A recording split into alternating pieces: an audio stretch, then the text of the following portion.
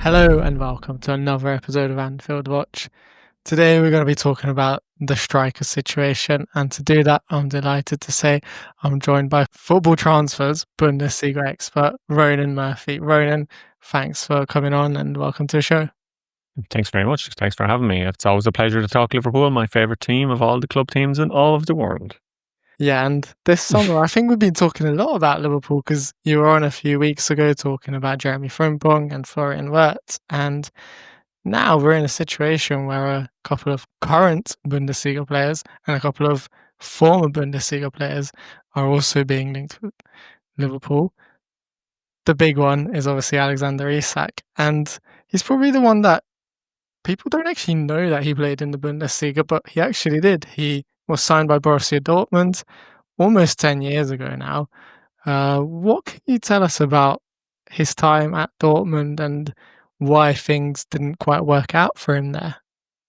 Yeah, I think when he came to the Bundesliga, when he played in the Bundesliga, he was kind of one of these future stars that we see Borussia Dortmund sign so often. You've seen so many success stories, obviously, in the past.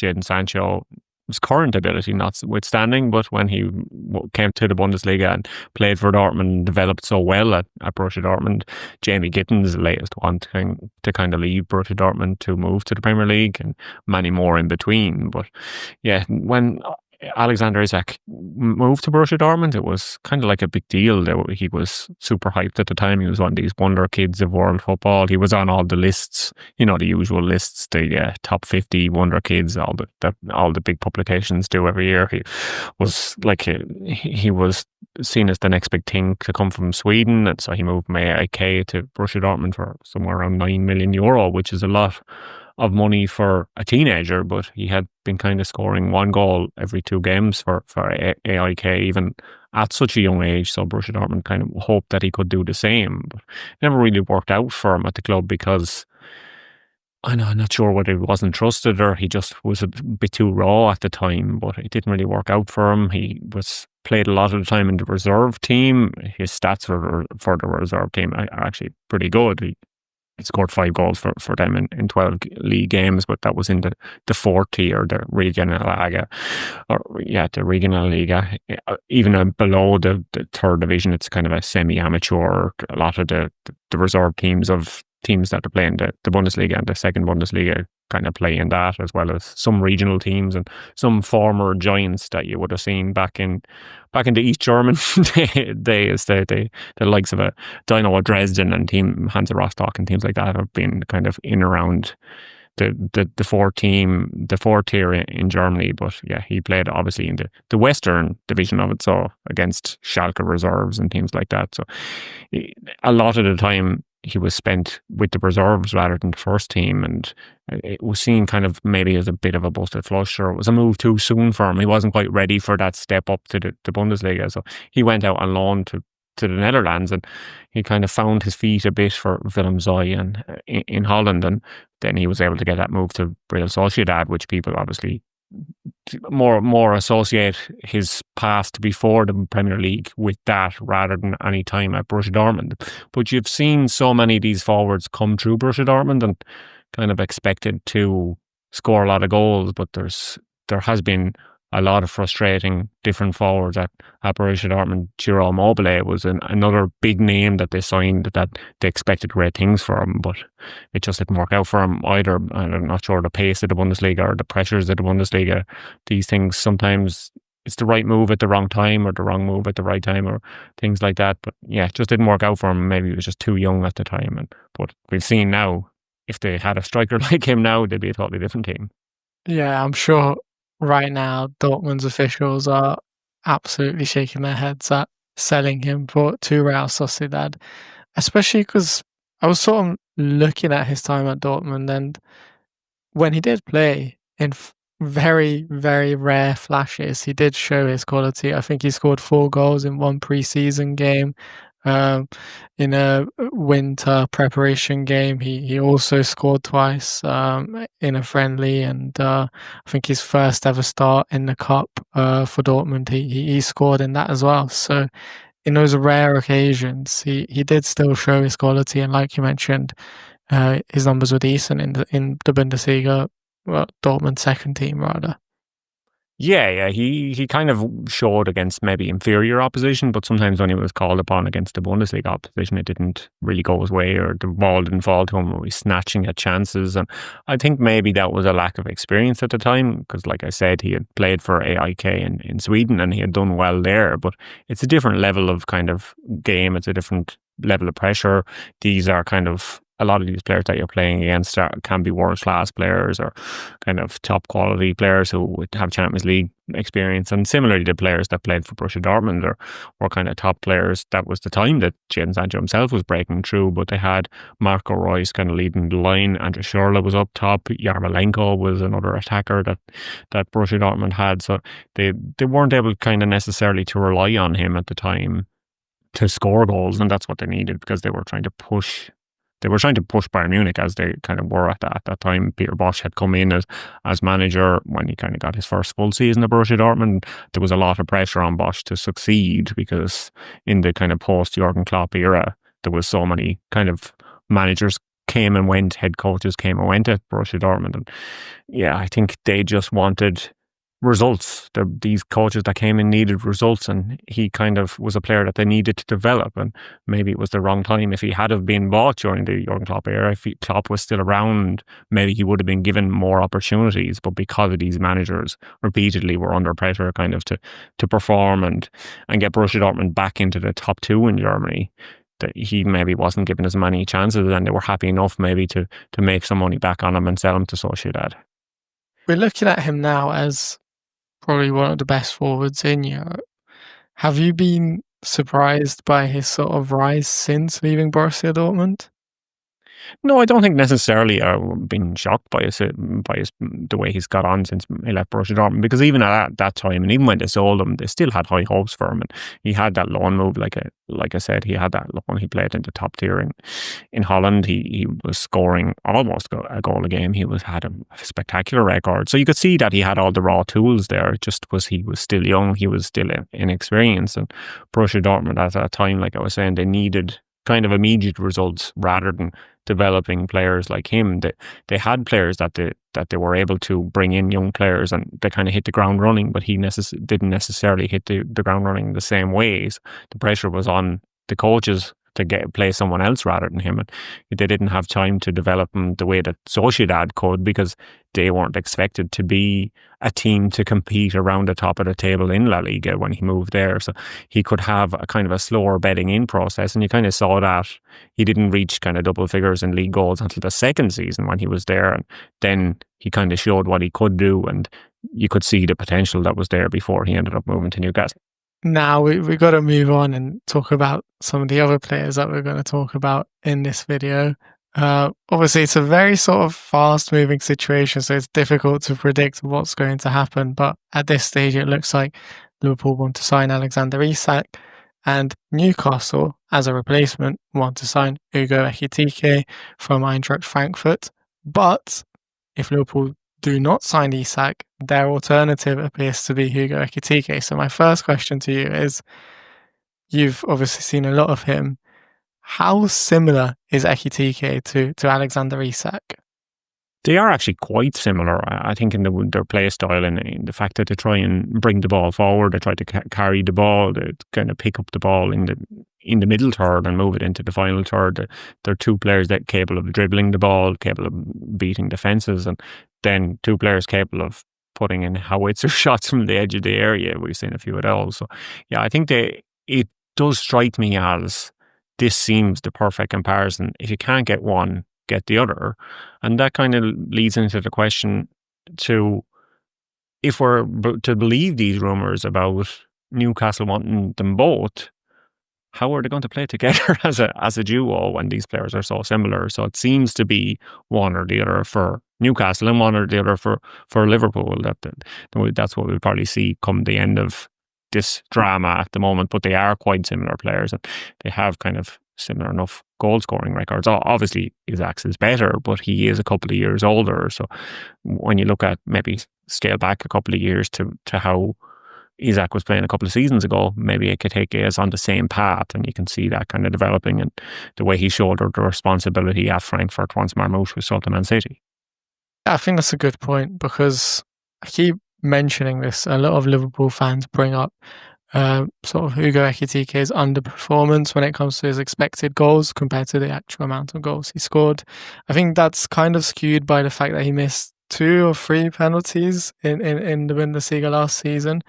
But actually, looking at Alexander Isak's last season at Real Sociedad, he also massively underperformed his expected goals that season, and then ended up signing for Newcastle, and it wasn't a problem in the Premier League, and he's now one of the best finishers in the Premier League. So, I mean, it's not guaranteed, but there is scope there to improve on, and especially when you're joining a better team. But as a Bundesliga expert who watches Ekitike week in, week out, what do you make of his finishing? Is it as bad as Darwin Núñez? Because a lot of people have sort of, I think in Liverpool circles, obviously you have that nagging sort of fear in the back of your mind that this is just going to be another Darwin Núñez. I think it's probably the opposite to Darwin Núñez, if anything, because if you look at Darwin's numbers when he was playing in that final season in Portugal before he moved to the Premier League, his numbers were massively over the XG. This was kind of a super overperformance one season for Darwin Núñez, whereas Ekitike is underperforming his XG. So if anything, he should be scoring more goals, whereas Darwin, like XG in the long term, you're meant to come back to the kind of mean number, and that's how many goals you got to score, or even a little under, even if you're underperforming. But Ekitike is already underperforming, so theoretically he should get better.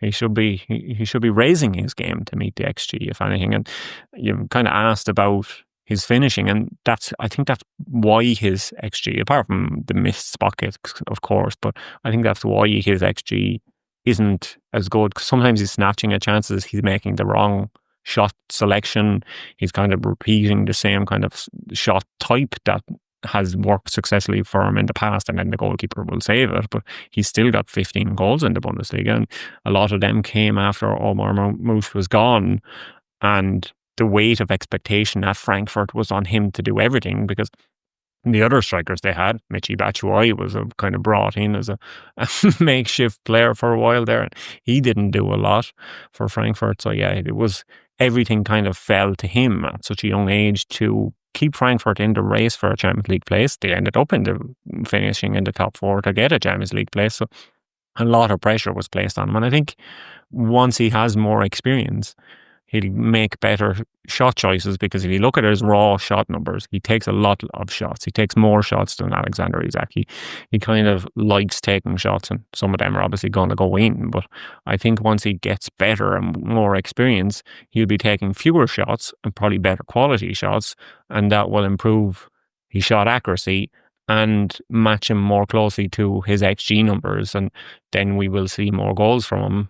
Whether that's at Liverpool or Newcastle, it'll be remain to be seen. This is another myth that I sort of wanted to bust, because I've seen a lot of people talking about how Ekitike played better or his best football alongside Omar Marmoush, but I kind of wanted to pick up on what you mentioned about how he needed to step up once Marmoush left. And, I don't watch Frankfurt week in, week out, but I did watch him playing alongside Marmoush a couple of times and then without Marmoush. And for me personally, I thought he played better without Marmoush when he had to step up and become the sort of main man in the attack. I think what you saw when he was playing by himself without Marmoush, that he had maybe an overall better game. He was kind of able to pick up the ball deeper and bring the ball forward. Whereas with Marmoush, they both were causing problems to defenders, so he wasn't relied on as much. He could play passes more often rather than necessarily having to dribble, and he's a very good passer. He was very good at kind of having progressive passes to kind of break the defence, which obviously is something that Liverpool would be attracted to, that he's not just a raw goal scorer, he's not just a raw number 9. So yeah, I think what you saw when he had to play by himself, that he had to do more things individually, and then you were able to see those aspects of his game that maybe you hadn't before. But I wouldn't necessarily say he played better without Marmoush, just that we saw what he could do. But I think the partnership worked so effectively when they had them together, and it was maybe that's what Newcastle are claiming they can do with both Isak and Ekitike. They can have a similar partnership of two kind of battering rams, or two kind of technically gifted forwards and intelligent players up front that can cause problems for the defences. But I think with the players that Liverpool have brought in the summer and the players that are already there, that there's no reason to think that he couldn't be a success and couldn't kind of fit in with these technically gifted players around him, because we've seen what he can do, or I've seen and you've seen, and anyone who's watched him in Europe or in the Bundesliga has seen that Ekitike can do all these things without the ball, and he's also kind of a great player to press for the ball as well, and that's something that maybe Darwin Núñez, that you mentioned earlier in the episode, was kind of lacking at times, that maybe he didn't have the same kind of pressing ability or the same intelligence off the ball that maybe an Isak or an Ekitike has, and that's why Liverpool are moving for one of these number 9s this summer. Now, obviously, there's another Bundesliga player being linked at the moment who I see online people saying he's a lot higher of a ceiling than Hugo Ekitike, and that's Benjamin Šeško. He's been linked with Liverpool and Arsenal as well. What do you make of those takes? Do you think he does have more of a potential, although maybe right now the raw qualities that he has are slightly perhaps inferior to Ekitike?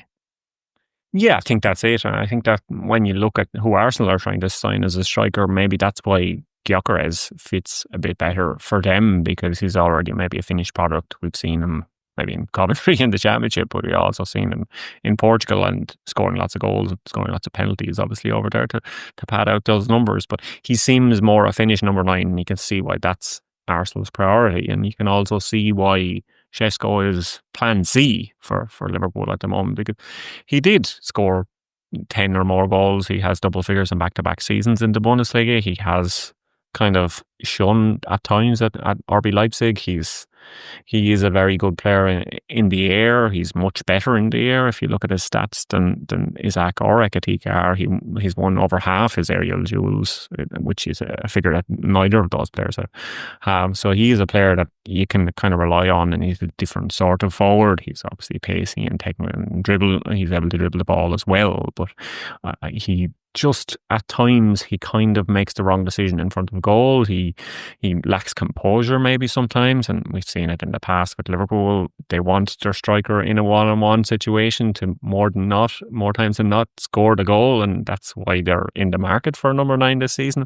We saw it with Šeško at the European Championships. He had a key moment for Slovenia, and it just didn't go right for him. He made the wrong decision, and Slovenia went home, and Slovenia couldn't rely on him. And similarly, we saw in the latter half of the season in the Bundesliga, RB Leipzig couldn't rely on Šeško to score the goals in the big moments when they needed him to step up.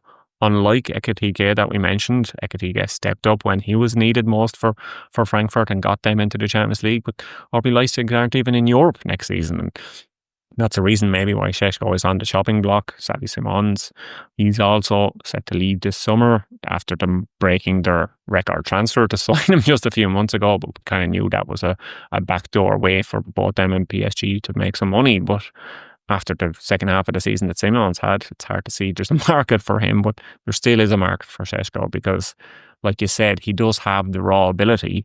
He probably has the highest ceiling of all these players, of Isak and Ekitike, because Isak is the oldest, so he has reached his peak, you imagine, or close enough to his peak. Šeško he's the youngest of the three, but Ekitike can still improve, and we mentioned how his finishing can improve, but Šeško needs his composure to improve more so than his finishing. He needs his decision making to improve, and they're not necessarily things that you can teach in the same way that you can teach a player to pick the right spot in the goal. These players who make the wrong decisions maybe will continue making the wrong decisions, and it's hard to teach them. I know from playing 11-a-side myself, sometimes I make the wrong decisions, and that's something that I've had for my entire football career. But I never played in the Bundesliga, unfortunately, so maybe it's even harder at that level. But yeah, I think Šeško, he could be one of the world's best forwards, but do Arne Slot and Liverpool have the time to wait around or to bring him along to be one of the world's best forwards? Because they've already got a raw package that maybe lets them down on occasion and can be absolutely incredible on another occasion. But yeah, they need someone who they can rely on week in, week out. And when you get to the business end of the Champions League, or when you get to the latter rounds of the domestic cups, or when you get into the final few weeks of the Premier League, you need someone that you can rely on. And that doesn't look like Šeško, because nothing we've seen from him so far at international or club level has told us that, yeah, you can rely on this guy to score goals when you need him to. Now, and the last player we're going to talk about, Jean-Philippe Mateta, who had a couple of really good seasons now at Crystal Palace, but people forget he played at Mainz in the Bundesliga, and that was kind of the period in his career that sort of propelled him to make the Premier League move. I think at the time it was being linked with Tottenham as well. He ended up going to Crystal Palace. First couple of seasons at Palace, maybe he didn't quite take off in the way that Palace would have wanted to, but now he's getting into a prime of his career, and it looks like things are clicking for him. Based on the numbers, he seems like a reliable finisher. Could he be Liverpool's number 9 if none of these deals work out? Yeah, he seems very much a plan D D at the moment, isn't that what it is? But yeah, you've seen in the Premier League, Mateta, I think he has shown the quality, and he's played obviously at a lesser level throughout his career than playing for the likes of Liverpool. No offence if Crystal Palace fans for some reason decide to tune into Anfield Watch, but yeah, Crystal Palace are not a team that are going to compete for the Champions League, and similarly before that, Mainz are not a team that usually enters Europe, never mind competes for Champions League spot or anything like that. So yeah, under Sandro Schwarz, he was fantastic at Mainz. He kind of broke through immediately, and I don't think Mainz fans were kind of expecting him to hit the ground running so well in the Bundesliga, and he just had a fantastic first season in the Bundesliga with Mainz. They didn't finish in the top half, but that was kind of irrelevant to him. He was able to make his own star kind of rise, as well as pull up Mainz from perhaps being in a relegation battle that they might have been in otherwise. And we saw after he was kind of patchy at times in the Bundesliga with Mainz, and I think you saw the exact same thing when he arrived at Crystal Palace, first on loan and then they signed him permanently, that he would go through these spells where he looked amazing, and then other spells where he would maybe drift out of the match at times. But as his career has progressed, you've seen kind of in back-to-back seasons in the Bundesliga that he is a quality striker that Crystal Palace could rely on at times, and if he was to move to Liverpool, I'm sure he would be a success, but he's not in the same kind of conversation as an Isak or an Ekitike, I think, at the moment, or even a Šeško. I think he is an obvious kind of fourth choice. He is maybe, if he was to fill a role at Liverpool, it would be perhaps a Divock Origi role, or sort of that kind of role of a backup striker, rather than the striker that they need to rely on when they're playing Real Madrid in the semi-final of the Champions League or something like that, because I'm not sure he has the ceiling that the other three players have. But I think he could be a fantastic player at Liverpool, but maybe not a 9 out of 10 player that you need, or a 10 out of 10 player. I think he could put in regular 7 out of 10 performances for them, and sometimes that's enough, and sometimes that's what you need. But as a first choice striker, it's not what Liverpool are in the market for at the moment. Well, I was thinking about this, and Florian Wirtz did really well playing alongside Patrick Schick last season. So they're not completely similar players, but could maybe Mateta be Liverpool's Schick to sort of complement Wirtz, Salah, and whoever is going to be playing on the left wing? Do you think there is something in that? Maybe he could be a sort of like Schick-like forward for Liverpool?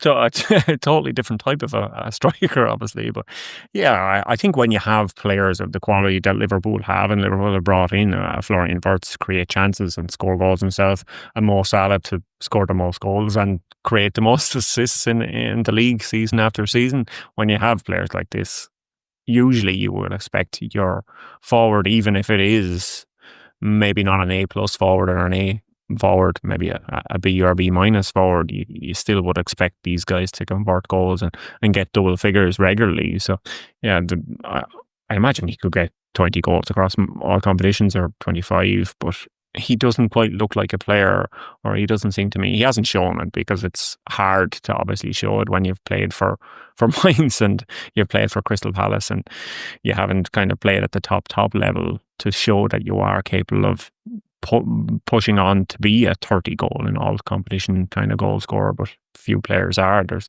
not many Mo Salahs out there. But I think when Liverpool players are looking, or Liverpool fans are looking at the short list of strikers that are listed, they could easily imagine that Isak is going to be that player, and they could maybe imagine Ekitike is going to be that player, or they could convince themselves that Šeško could be that player. But you kind of have to be the most ardent of hardcore fans and believers maybe to think that Mateta could be that player too. I'm not disparaging him, or not saying he's a bad player, but I just don't think he's at the same level as some of the others that we've talked about. And maybe he'll never get that chance, but maybe also if he got that chance, he would show it at Liverpool. But I think he's plan D for a reason for Liverpool that we're seeing at the moment. And we won't get to a plan D for Liverpool, because if you look at the business that Liverpool have done so far this summer, it's been plan A all the way, and they've beaten some of the best teams in the world, the biggest teams in the world, to the players they've signed. So there's no reason to think that they can't maybe bully Newcastle to get whichever of the two forwards they want to end up with. Well, let's hope so. And I think that's a good sort of note to end it on. Ronan, thank you for your time. And if you guys haven't checked out our first YouTube video with Ronan, do check that out on Florian Wirtz and Jeremy Frimpong. That was very insightful. But if people didn't watch that video, where can they find you, Ronan? Yeah, I'm usually on Twitter at SwearI'mNotPaul, winding up fans of all clubs, of all creeds and all types. So yeah, it's not just Liverpool fans I wind up. It's everybody accuses me of being a fan of the team that's their rival at time to time. I don't have a club side. I will say, if you want to keep up to date with how Kieran Kelleher is getting on at Brentford, I definitely recommend following Ronan, because I'm sure you'll be tweeting about him as the season goes on. But for now, thanks everyone for tuning in. If you enjoyed the video, make sure to give it a like and subscribe to our YouTube channel. And just a reminder, we are also available on all your audio networks, so make sure to check us out on that as well.